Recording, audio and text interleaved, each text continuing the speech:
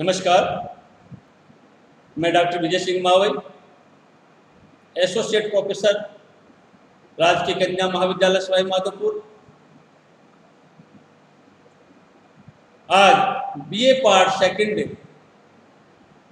के प्रश्न पत्र द्वितीय के अंतर्गत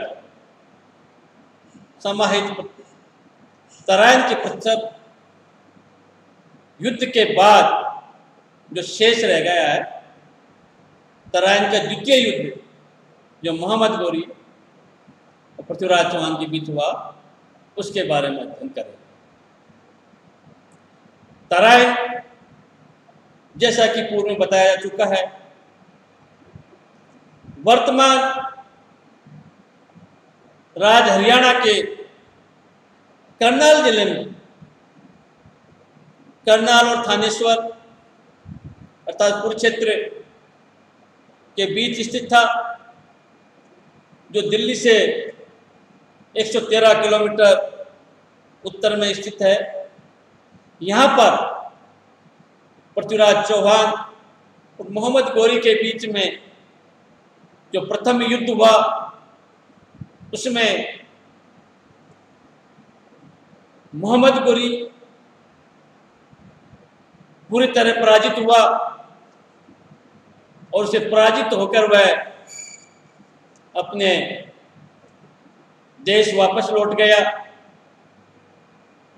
वह पुनः सेना को संगठित करके भारत पर आक्रमण करने के लिए तैयार हुआ।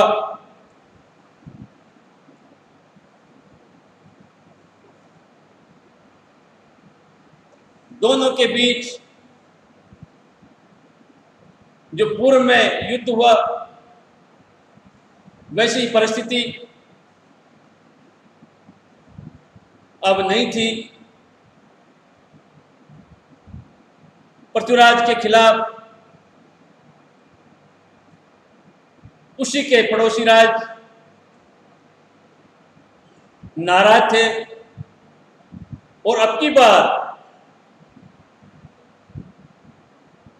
पुनः संगठित होने से कतरा रहे थे।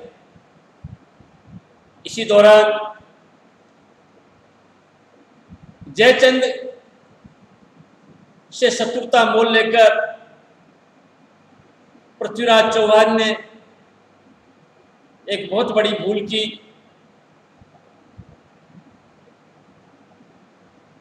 जिसका खामियाजा उसे भुगतना पड़ा। पृथ्वीराज चौहान ने संयोगिता का अपहरण करके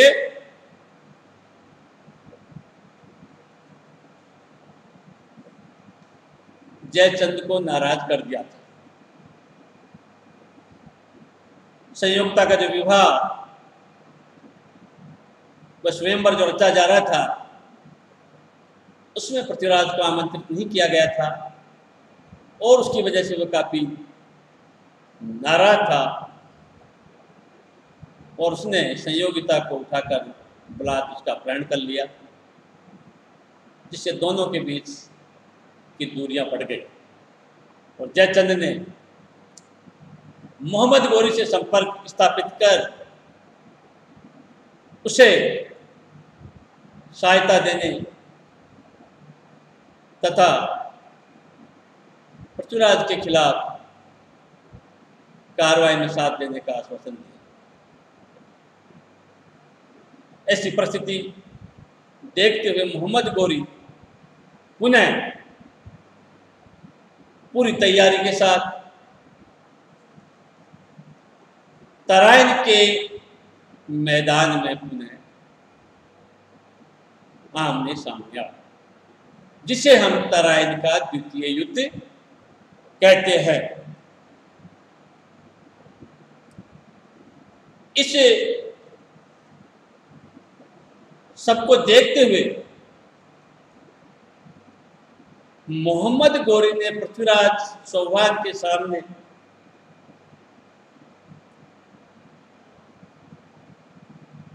एक प्रस्ताव भिजवाया कि वह इस्लाम स्वीकार कर ले, लेकिन उसने गोरी के प्रस्ताव को ठुकरा दिया।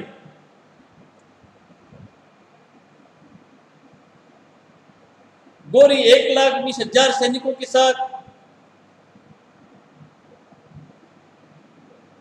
विशाल सेना लेकर तराइन की तरफ बढ़ा। पृथ्वीराज ने अपने बहनोई व मित्र समर सिंह को पत्र लिखकर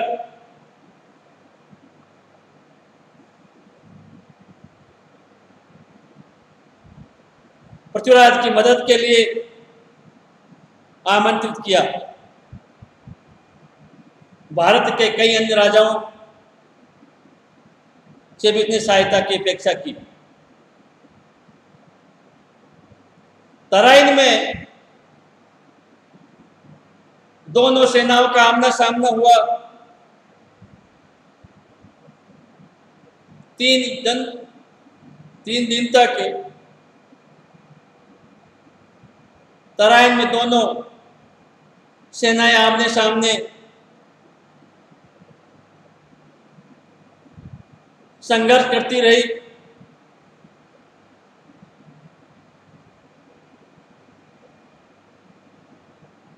तीसरे दिन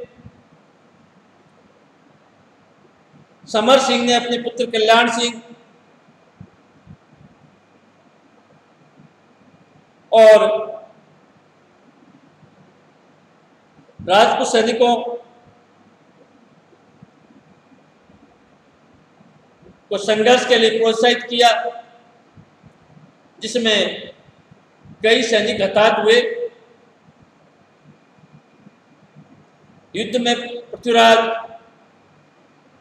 पराजित हुआ और उसे पकड़कर बंदी बना लिया गया और बंदी बना करके उसे गजनी ले जाया गया। उसके साथ उसके दरबारी कवि चंद बरदाई भी थे, जिन्होंने पृथ्वीराज का आखिर तक साथ दिया। जब मोहम्मद गौरी ने पृथ्वीराज चौहान से कहा कि आपके साथ कैसा सलूक किया जाए, उन्होंने निर्भीक होकर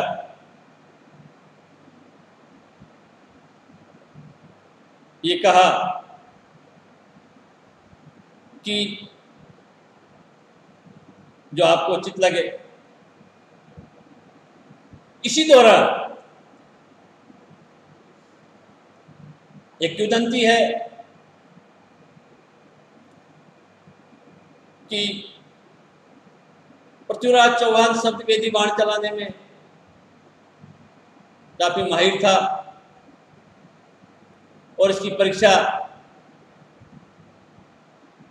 या इसकी विलक्षणता के बारे में चंद बरदाई ने मोहम्मद गौरी को बताया। मोहम्मद गौरी ने इसकी परीक्षा करवाना चाहा। उसकी आंखें फोड़ दी गई थी पृथ्वीराज चौहान की, लेकिन धनुर्विद्या में और शब्दवेदी बाण चलाने में वो काफ़ी माहिर था।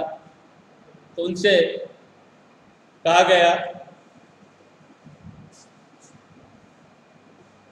पृथ्वीराज चौहान ने अपनी जो परीक्षा है उसके लिए वो तैयार था। मोहम्मद गौरी को काफ़ी ऊंची दूरी पर बिठा दिया गया था और उससे कहा गया, चंद बरदाई ने एक दोहे के माध्यम से कि 8 बांस 24 गज, 8 बांस 24 गज अंगुल अष्ट प्रमाण, तेही पर सुल्तान है मत चूके चौहान। ये दूरी जो डिस्टेंस है एक दोहे के माध्यम से पृथ्वीराज चौहान को अपने दरबारी कवि चंद्रप्रदाय ने बताई और उसके मार्फत उन्होंने शब्दभेदी बाण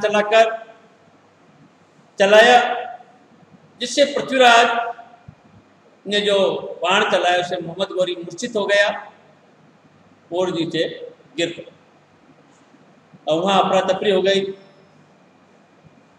इसी दौरान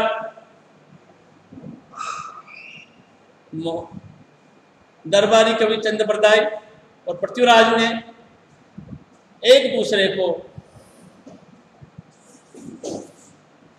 खत्म करके ये लीला समाप्त कर ली खंजर चला के, और यहीं से पृथ्वीराज चौहान का अंत होता है।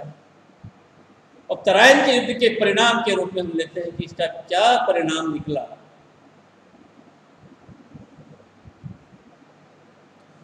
पहला इसमें जो हम ले सकते हैं कि चौहान साम्राज्य का अंत हो गया। जो चौहान साम्राज्य 250 वर्ष से सत्तासीन था, उस तराइन के युद्ध के बाद लगभग समाप्त हो गया। एक नाम मात्र की सत्ता उनकी रही। दूसरा इसका परिणाम निकला गौरी को प्रोत्साहन। शहाबुद्दीन मोहम्मद गौरी जो कि भारत में एक इस्लामी राज्य की स्थापना करना चाहता था, पृथ्वीराज जैसी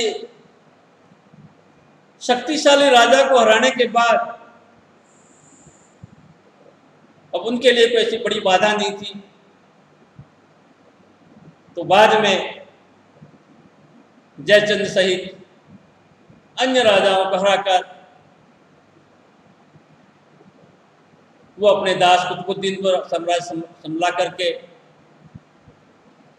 अपने गौर प्रदेश चला गया और यहीं से इतिहास में दास या गुलाम वंश की स्थापना होती है, जो दिल्ली सल्तनत के अंतर्गत सबसे पहला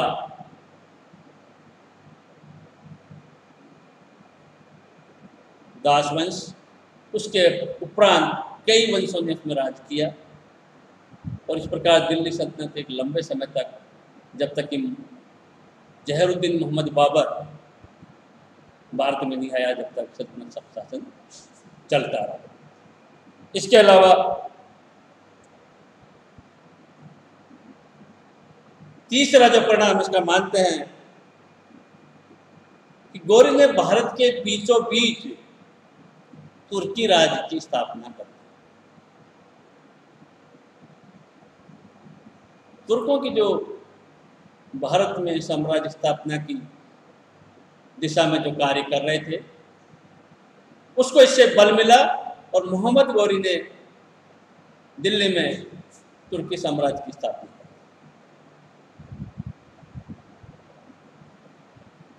और नेक्स्ट जिसका कारण हम मानते हैं, जो परिणाम है, वो है हिंदू साम्राज्य की समाप्ति का मार्ग प्रशस्त।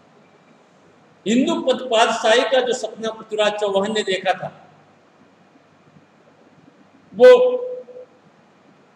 इसके बाद पृथ्वीराज के समाप्त होने के बाद खत्म हो गया। जयचंद जैसे शासकों जो कि गद्दार के पर्याय हो गए थे, उनकी वजह से भारत में मुस्लिम साम्राज्य की स्थापना हुई। इस प्रकार ये कह सकते हैं कि दिल के फफोले जल उठे सीने की आग से, इस घर को आग लगी थी घर के चिराग से। इस प्रकार भारत में जो हिंदू साम्राज्य है वो एक तरह से मृतप्राय हो गया और यहाँ मुस्लिम साम्राज्य की स्थापना हो गई। धन्यवाद।